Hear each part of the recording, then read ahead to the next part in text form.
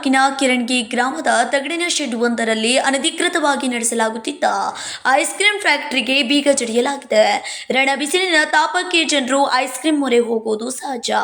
ಆದರೆ ನಿಜಕ್ಕೂ ಈ ಐಸ್ ಕ್ರೀಂ ತಿನ್ನಲು ಎಷ್ಟು ಯೋಗ್ಯವಾಗಿದೆ, ಐಸ್ ಕ್ರೀಂ ತಯಾರಿಕೆಗೆ ಏನೆಲ್ಲ ಬಳಸಲಾಗುತ್ತಿದೆ ಎನ್ನುವುದರ ಕುರಿತಾಗಿ ಭೇಟಿ ನೀಡಿ ಐಸ್ ಕ್ರೀಂ ತಯಾರಿಕೆಗೆ ಹಾಗೂ ಶುಚಿತ್ವದ ಬಗ್ಗೆ ತಿಳಿದು ಬಂದು ಐಸ್ ಕ್ರೀಂ ತಿನ್ನುವ ಮುನ್ನ ಎಚ್ಚರ ಎಂಬ ಶೀರ್ಷಿಕೆ ಅಡಿಯಲ್ಲಿ ವರದಿಯನ್ನ ಬಿತ್ತರಿಸಲಾಯಿತು. ವರದಿ ತಿಳಿದ ಬಳಿಕ ಎಚ್ಚೆತ್ತುಕೊಂಡ ಆಹಾರ ಇಲಾಖೆ ಅಧಿಕಾರಿಗಳು ಸ್ಥಳಕ್ಕೆ ಭೇಟಿ ನೀಡಿ ಅನಧಿಕೃತ ಐಸ್ ಫ್ಯಾಕ್ಟರಿಗಳನ್ನು ಸೀಸ್ ಮಾಡಿ ಸ್ಥಳದಲ್ಲಿ ಸಿಕ್ಕ ಕೆಮಿಕಲ್ ಹಾಗೂ ಐಸ್ ಕ್ಯಾಂಡಿ ತಯಾರಿಕೆಗೆ ಬಳಸಲಾಗುತ್ತಿದ್ದ ನೀರಿನ ಆಹಾರದ ಗುಣಮಟ್ಟವನ್ನ ಪರೀಕ್ಷೆಗೆ ಕಳಿಸಲಾಗಿದೆ. ದೋಷ ಕಂಡು ಬಂದಲ್ಲಿ ಸೂಕ್ತ ಕಾನೂನು ಕ್ರಮ ಕೈಗೊಳ್ಳುವ ಭರವಸೆ ನೀಡಿದ್ದಾರೆ. ವರದಿ ಬಿತ್ತರ ಮಾಡಿ ಪುಟ್ಟ ಮಕ್ಕಳ ಬಾಯಿಗೆ ಹೋಗುತ್ತಿದ್ದ ಐಸ್ ಕ್ರೀಂ ಅನ್ನೋ ವಿಷಯಕ್ಕೆ ಬ್ರೇಕ್ ಹಾಕಿದ ಮಾಧ್ಯಮದವರಿಗೆ ಜನರು ಅಭಿನಂದನೆ ಸಲ್ಲಿಸಿದ್ರು. ಕಿರಣಿ ಗ್ರಾಮದಲ್ಲಿ ರಾಧಿಕಾ ಐಸ್ ಫ್ಯಾಕ್ಟ್ರಿಗೆ ನಾವು ವಿಸಿಟ್ ಮಾಡಲಾಗಿ ಅಲ್ಲಿ ಅನ್ಹೈಜಿನಿಕ್ ಇರೋದು ಕಂಡು ಬಂದಿರ್ತದೆ, ದೂರಿನನ್ವಯ ಕಂಡು ಬಂದಿರ್ತದೆ.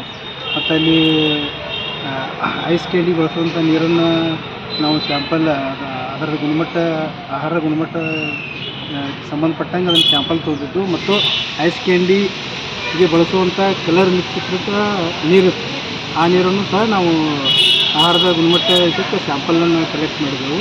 ಮತ್ತು ಅವರಿಗೆ FSSAI ಲೈಸೆನ್ಸ್ ಅಂದರೆ ಗೊತ್ತಿಲ್ಲ, ಪರ್ಮಿಟೆಡ್ ಲೈಸೆನ್ಸ್ ಇಲ್ಲೇ ಇಲ್ಲ ಅವ್ರಿಗೆ. ಮತ್ತು ಅದರಂತೆ ನಾವು ಲೈಸೆನ್ಸ್ ಇಲ್ಲದ ಕಾರಣ ಮತ್ತು ಅನ್ಹೈಜಿನಿಕ್ಕಾಗಿ ಇರೋ ಕಾರಣ ನಾವು ಅವರಿಗೆ ನೋಟಿಸ್ ಇಶ್ಯೂ ಮಾಡಿದ್ದೆವು. ಇದನ್ನೆಲ್ಲ ನಾವು ನಮ್ಮ ಜಿಲ್ಲಾ ಅಂಕಿತಾಧಿಕಾರಿಗಳ ಗಮನಕ್ಕೆ ತರ್ತೀವಿ. ಅವರ ಮುಂದಿನ ಕಾನೂನು. Uday Hosmani, KMM Kannada news, Chikkodi.